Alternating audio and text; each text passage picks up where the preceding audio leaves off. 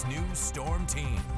Welcome back to KX News at 6. I just got to say, nights like tonight are why I love the weather. So let's go ahead and see why. Right now, Williston, overcast skies, 47 degrees, winds out of the north, 35 miles per hour sustained. 2-3 hours further towards the east, Minot sitting at 66, sustained winds near 40 miles per hour. That front's pushing through right now, hence why our camera is just kind of all over the place. Look though towards Bismarck, winds still out of the south at this hour, 82 degrees. Of course, that will change over the next several hours. Storms are popping up, as we'll see in a minute, but pretty wide-ranging temperatures here from Williston down towards the Bismarck area.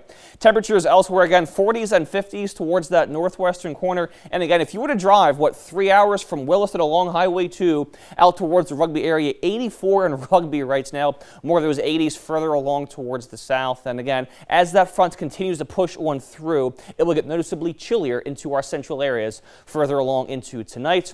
Overall, the winds sustained, again, pretty strong out towards the west to the north, seeing 25 to even 35 or 40 miles per hour sustained, and also seeing some gusts in excess, as you can see here, of 45 to 50 miles per hour towards Minot, towards Williston. Saw some gusts, in fact, earlier in Williston of 65 miles per hour, 3-4 hours ago or so. So pretty impressive as you look at those winds right about now. And starting to see some very weak convection just trying to start here towards the east of the Williston, or the Williston area, the Wilton area into our east central areas. Also, a few pop-up storms trying to build towards the far southwest. This is the very beginning of this. We expect more of those storms to build into our south central areas over the course of the next several hours or so. As we see here at Precision Cast, this is 8 p.m. or so. Some weaker storms still possible around Bismarck, but further towards the south, you kind of see them down towards Hettinger County, out towards Flashman. As we push further along into tonight, 8, 9, 10 o'clock, probably the meat and potatoes of this here system.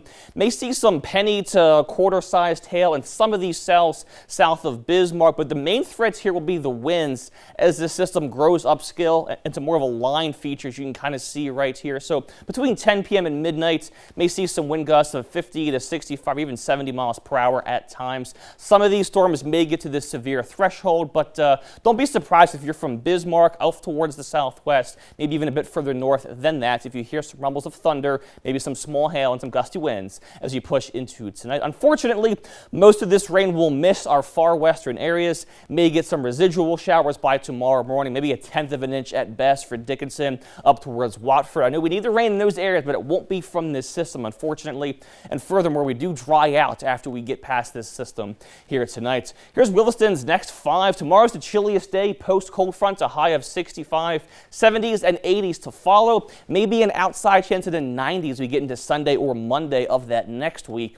And then for Dickinson's next few days, 60s tomorrow, 70s, maybe an 80 by Thursday. And again, really no chance for rain, as you can see here, over the next 5 days. And Minot's next several days, tomorrow's the chilliest day, 70s and 80s and upper 80s by Sunday. By Mother's Day should be a banner way to end the week.